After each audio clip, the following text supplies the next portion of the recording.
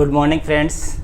देखो भैया, अपनी हिस्ट्री के अंदर चौथा चैप्टर चल रहा था और चौथे चैप्टर के अपने 3 क्लासें हो चुकी है। आज अपने बात करेंगे पार्ट 4 की। अपने चैप्टर का नाम है भैया विचारक, विश्वास और इमारतें। इसमें मतलब अपने मुख्य रूप से जो 600 ईसा पूर्व से लेकर 600 ईस्वी के मध्य का समय था, उसके मध्य जो सांस्कृतिक विकास किस प्रकार से हुआ, उन बिंदुओं के ऊपर अपने चर्चा कर रहे हैं। और लास्ट की जो क्लास थी उसमें अपने भैया जो स्तूप थे, बौद्ध धर्म से संबंधित जो स्तूप थे, उन स्तूपों का निर्माण कैसे हुआ, स्तूप क्या होते हैं, किसके द्वारा बनाए गए, फेमस स्तूप कौन से हैं, किन्होंने दान दिया, इन सारी बातों के ऊपर अपने लास्ट की क्लास में अपने चर्चा कर चुके हैं। आज का अपना जो टॉपिक रहेगा भैया वो रहेगा मूर्तिकला, उपासना के प्रतीक और लोक परंपराएं। इस टॉपिक के ऊपर आज अपने चर्चा करेंगे।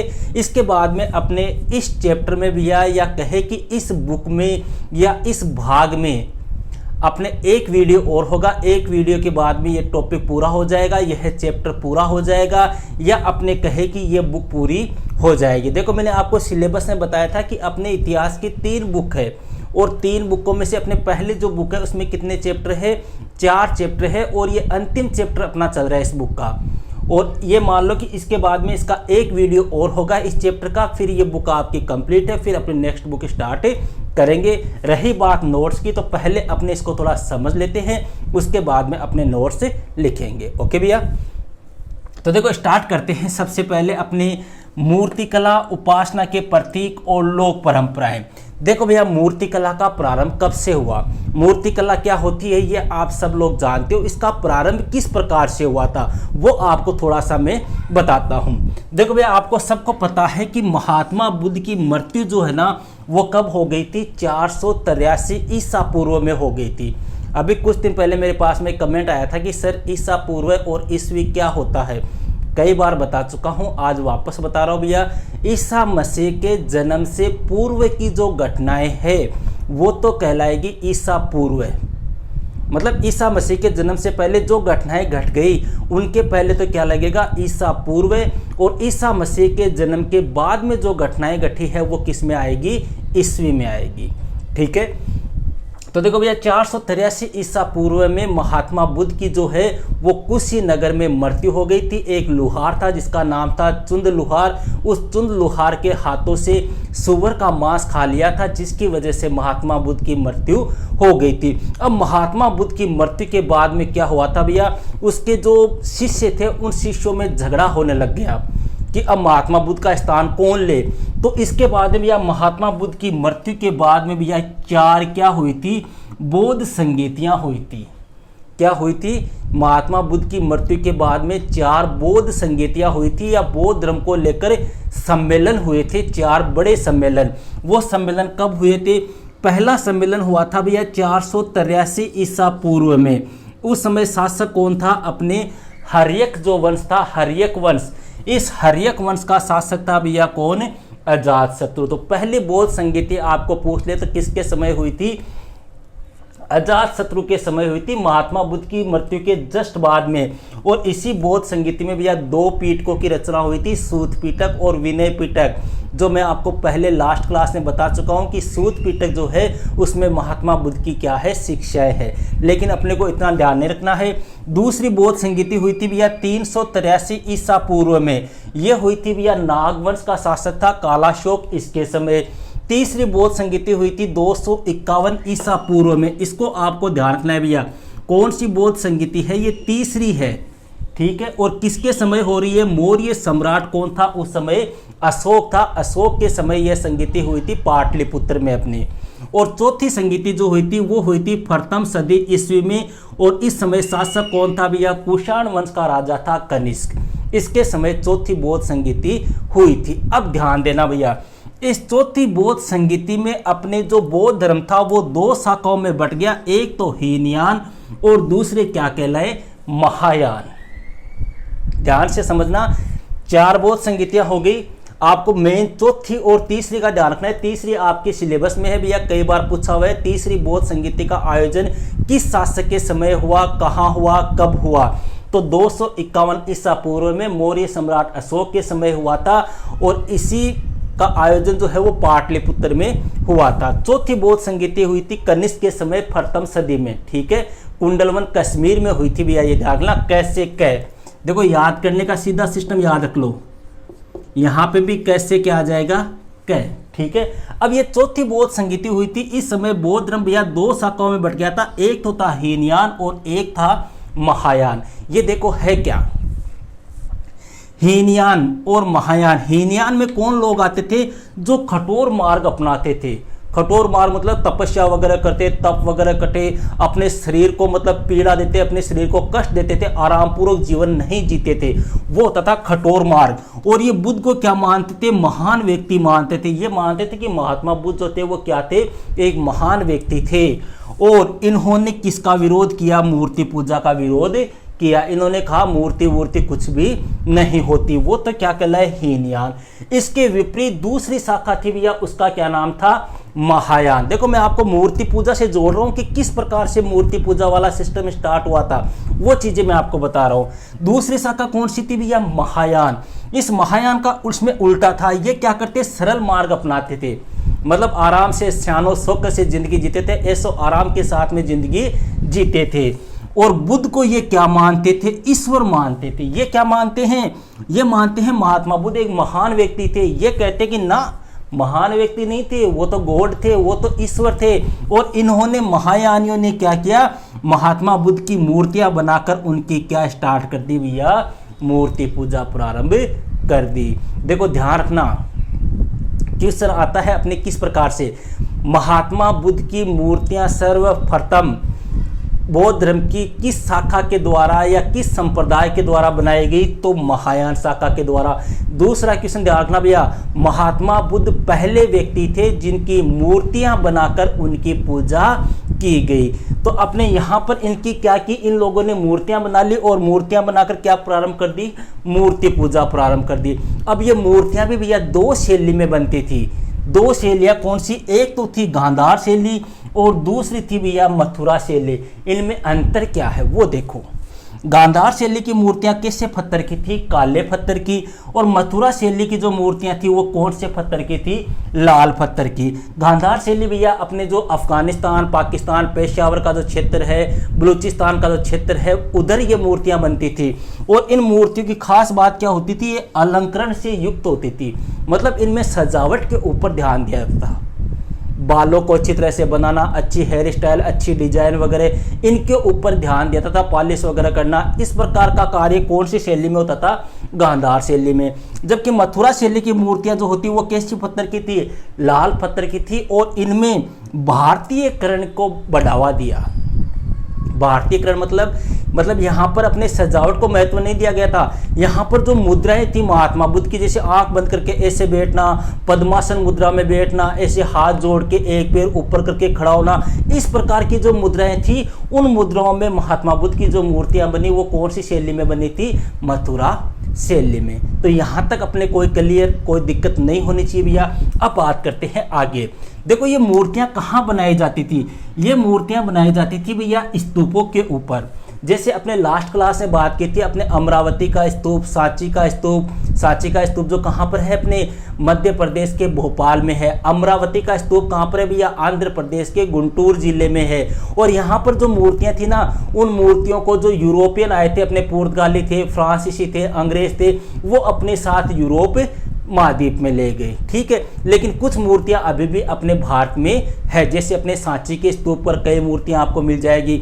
मूर्तियां कैसे भैया, जो सांची का स्तूप है, उस सांची के स्तूप की जो दीवारें हैं, उसके जो पिल्लर वगैरह है या तो तोरण द्वार है, वहां पर क्या बनी हुई है, मूर्तियां बनी हुई है। इसके बाद में आपके एक टॉपिक आता है भैया वेशांतर जातक। देखो ये वेशांतर जातक है क्या, तो सांची का स्तूप है, इस सांची के स्तूप पर भैया एक दानवीर राजा की मूर्ति है।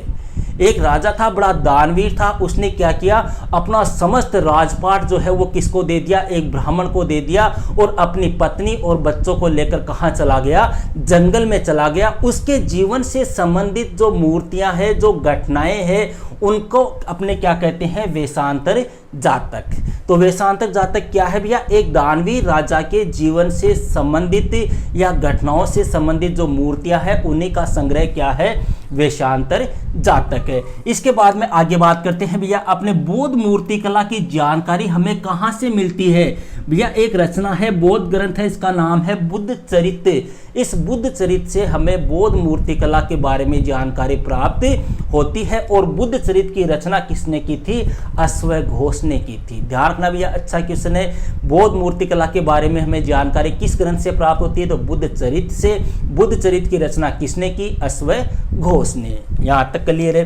फिर आगे बात करते हैं भैया, महात्मा बुद्ध की जीवन से जुड़ी घटनाओं से संबंधित मूर्तियां लोगों के लिए किसका प्रतीक थी? उपासना का प्रतीक थी। मतलब महात्मा बुद्ध की जो भी मूर्तियां बनी है, जैसे महात्मा बुद्ध को ज्ञान की प्राप्ति हुई, कहाँ पर हुई थी? बोध गया में हुई थी, वट वृक्ष के नीचे हुई थी, तो वहाँ पर मूर्ति बना दी, ज्ञान की मुद्राएं बैठे हुए, घर से निकलते हुए की मूर्ति बना दी, वो महात्मा बुद्ध अपने शिष्यों को उपदेश दे रहे, उनकी मूर्ति बना दी। तो लोग जो है वो इनको किसका प्रतीक मानने लगे? उपासना का प्रतीक मानने लगे, पूजा का प्रतीक मानने लगे, इसे पवित्रता का प्रतीक मानने लग गए। यहां पर देखो भैया, सबसे मेन क्वेश्चन अपने यही है इस टॉपिक का, सबसे मोस्ट क्वेश्चन, शालिभंजिका की मूर्ति। ये शालिभंजिका है क्या भैया? ये एक स्त्री की मूर्ति है। किसकी है? स्त्री की या महिला की मूर्ति है। देखो, सांची के स्तूप पर उल्टी लटकी हुई मुद्रा में, मतलब सांची का जो स्तूप है, उस स्तूप का भैया जो तोरण द्वार का मतलब प्रवेश द्वार, उसका जो दरवाजा, सांची के स्तूप पे भैया आपको लास्ट क्लास में मैंने बताया था कितने दरवाजे थे? 4 प्रवेश द्वार थे, 4 तोरण द्वार थे, जिनमें से 3 अभी शेष है, 1 तोरण द्वार गिर गया है। तो उस तोरण द्वार के ऊपर उल्टी लटकी हुई मुद्रा में महिला की क्या है? मूर्ति है। मतलब तोरण द्वार है, उसके ऊपर एक महिला जो है उल्टी लटकी हुई है, मतलब पैर ऊपर है, सिर नीचे है। ठीक है। और यह किस धर्म से संबंधित है? अपने बौद्ध धर्म से संबंधित है। क्वेश्चन आ जाए, शालिभंजिका की मूर्ति कहां पर है? तो सांची के स्तूप में है। कौन से धर्म से संबंधित है? बौद्ध धर्म से संबंधित है। किस प्रकार की मुद्री है? ये मूर्ति है तो उल्टी लटकी हुई मुद्रा में मूर्ति है। और इस मूर्ति की मान्यता क्या है कि यह स्त्री, इस स्त्री द्वारा छुए जाने से वृक्षों के क्या लग जाते हैं? फल आने लग जाते हैं, उसके फूल लगने लग जाते हैं। इस प्रकार की मान्यता है इस मूर्ति की। तो क्वेश्चन बनता है भैया, शालिभंजिका की मूर्ति की प्रमुख मान्यता या विश्वास क्या है? तो विश्वास ये है कि इस मूर्ति को अगर किसी पेड़ ने छू लिया या किसी पेड़ कि यह मूर्ति टच हो गई तो उस पेड़ के क्या लगने लग जाएंगे? फल फूल लगने लग जाएंगे। इस प्रकार की इस मूर्ति की क्या है? मान्यता है। तो आज की क्लास में भैया इतना ही। अब आप कॉपी निकालो और हेडिंग लगाओ, मूर्तिकला, उपासना के प्रतीक और लोक परंपराएं। और थोड़ा सा स्पीड से लिखना भैया। सबसे फर्स्ट लाइन में देखो, ऐसे लाइनों में से डेस्ट लगा के जैसे मैं लिखा रहा हूं ना, वैसे लिख लिया करो। लिखो भैया, 483 ईसा पूर्व में महात्मा बुद्ध की मृत्यु के बाद 4 बौद्ध संगीतियां आयोजित हुई। 4 बौद्ध संगीतियां आयोजित हुई। इस प्रकार से भैया सारणी बना लो ताकि आपके कोई दिक्कत ना आए। पहले 483, दूसरी 383, तीसरी 251, चौथी प्रथम सदी। इस प्रकार से यहाँ तक कर लो आप। ठीक है, ऐसा का ऐसा डायग्राम बना लो ताकि ज़्यादा अपने को लिखना ना पड़े, अपने को सिर्फ समझना है। आप डायग्राम देख के समझ जाओगे, ये पहले बौद्ध संगीति, ये दूसरी, ये तीसरी, ये चौथी। ठीक है, तो 4 बौद्ध संगीति आयोजित हुई, यहाँ तक लिख लो। फिर लिखो भैया, नीचे पैराग्राफ चेंज करके लिखो, चौथी बौद्ध संगीति के समय, चौथी बौद्ध संगीति के समय बौद्ध धर्म 2 शाखाओं में बट गया। बौद्ध धर्म 2 शाखाओं में बट गया। अब इस प्रकार से भैया 2 शाखाएं बना दो, ऐसे निशान करके 2 शाखाएं बना दो। एक तरफ लिख लो हीनयान, एक तरफ लिख लो महायान, इस प्रकार से। ठीक है, और ऐसा का ऐसा लिख लो, कठोर मार्ग अपनाते, इधर लिख लो सरल मार्ग अपनाते, ये बुद्ध को महान व्यक्ति मानते, और इधर लिख लो ये बुद्ध को ईश्वर मानते। इधर लिख लो ये मूर्ति पूजा का निषेध करते, और इधर लिख लो बुद्ध की मूर्तियां बनाकर मूर्ति पूजा प्रारंभ कर दी। ऐसे लिख लो, तो यहाँ पे आप समझ जाओगे आसानी से कि महात्मा बुद्ध की जो मूर्तियां बनाकर पूजा जो प्रारंभ है वो किस संप्रदाय के द्वारा की गई? तो महायान संप्रदाय। फिर नीचे लिखो भैया, इसको मैं लिखाता हूँ, वैसे लिख लो, महात्मा बुद्ध की मूर्तियां गांधार और मथुरा शैली के अंदर बनाई गई। गांधार और मथुरा शैली में बनाई गई। गांधार शैली की मूर्तियाँ काले पत्थर की थी जो अलंकरण से युक्त थी, जबकि मथुरा शैली की मूर्तियाँ लाल पत्थर से बनी हुई थी जिनमें मुख्य रूप से भारतीयकरण को बढ़ावा दिया गया। पैराग्राफ चेंज करके लिखो भैया।